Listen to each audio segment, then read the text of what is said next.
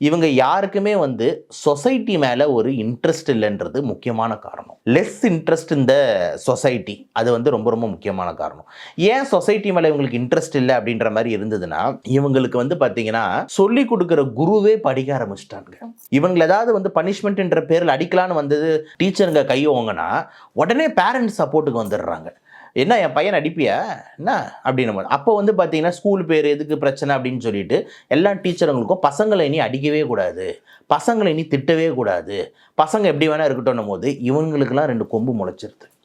நல்லா யோசிச்சு பாருங்க, எவன் ஸ்கூலில் டீச்சருங்கிட்ட நல்லா அடி வாங்குறானோ லேட்டர் ஆன் லைஃப்பில் ஒரு ஒழுக்கமான பையனா ஒரு ஒழுக்கமான ஒரு சமூகத்தில் இருக்கிற ஆளாக இருப்பான். எவன் டீச்சருங்களை மதிக்காமல் அப்படி போயின்னு இருக்கானோ அவன் லேட்டராக இந்த லைஃப்பில் போலீஸ்கிட்ட அடி வாங்குவான். ஸோ டீச்சர்கிட்ட அடியை வாங்காதவன் போலீஸ்கிட்ட அடி வாங்குவான். நல்லா ஞாபகம் வச்சுக்கோங்க. அப்போ இவன் என்ன ஆயிடுறான், சொசைட்டினா என்னன்னே தெரியல, சொசைட்டி மேலே ஒரு அக்கறை சொல்லி கொடுக்குறாலே டீச்சர் தானே. வீட்டில் அம்மா அப்பாவுக்கு டைம் கிடையாது, அப்பா பாவம் காலைல எழுந்துச்சு சம்பாதிக்க ஓடிடுவார், அம்மா சமையல் குளியல் தலையை வாரணும் பெருக்கணும் துடைக்கணும் அப்படின்ட்டு அதுங்க ஒரு சைடில் ஓடிடுவாங்கன்னும் போது இவனை ஒழுக்கப்படுத்துறது முக்கியமான பொறுப்பு குருங்கள் கிட்ட இருக்குது, அதாவது டீச்சர்ஸ் கிட்ட இருக்குது. ஆனால் அந்த டீச்சரையே உங்களுக்கு நீங்கள் பார்த்தீங்கன்னா உரிமை கொடுக்க மாட்டேன்றீங்க, அந்த டீச்சரையே போட்டு நீங்கள் மொத்தறீங்கன்னும் போது அங்கே ஒரு பெரிய லேப்ஸ் நடக்குதுன்றதுல மாற்று கருத்து இல்லை.